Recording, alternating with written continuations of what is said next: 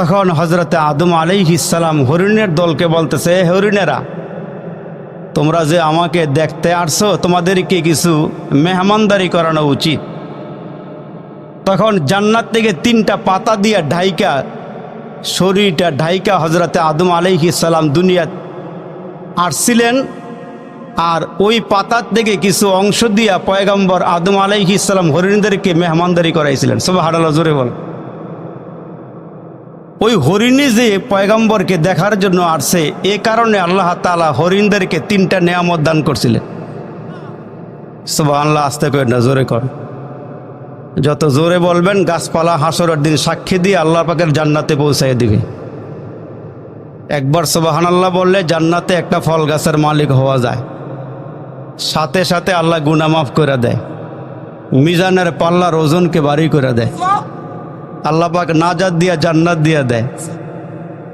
তো হরিণকে আল্লাহ পাক কয়টা নিয়ামত দিলেন? আর জোরে বলেন, কয়টা? হরিণেরা পয়গম্বরকে দেখার জন্য আসছে, এই জন্য আল্লাহ তাআলা হরিণদেরকে 3টা নিয়ামত দিলেন। 1 নম্বর নিয়ামত হইল আল্লাহ তাআলা হরিণের সৌন্দর্য বাড়াইয়া দিলেন। প্রাণীর মধ্যে হরিণের সৌন্দর্য কম না বেশি? আওয়াজ দিয়ে বলেন, কম না বেশি? 2 নম্বরে আল্লাহ তাআলা দুনিয়াতে আমাদের জন্য যত গোশত হালাল করছেন, যত মজাদার গোশত আছে, তার মধ্যে আল্লাহ তাআলা হরিণের গোশতকে সবচেয়ে বেশি মজাদার বানায় দিয়েছেন। 3 নম্বর যে নিয়ামতটা আল্লাহ তাআলা হরিণদেরকে দান করলেন, সেটা হলো আল্লাহ পাক রব্বুল আলামিন হরিণদেরকে একটা মৃগনাভি দিলেন, কস্তুরী দিলেন, ছোট ছোট দানা।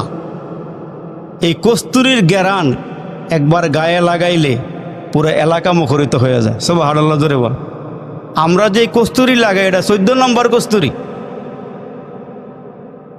তো হরিণগুলো যখন এই 3টা নিয়ামত পায়া জঙ্গলের ভিতরে চলে গেল, পুরা জঙ্গল মুখরিত হয়ে গেল, পুরা জঙ্গলের ভিতরে মৌ ঘ্রাণ শুরু হয়ে গেল, চতুর্দিকে ঘ্রাণ আর ঘ্রাণ।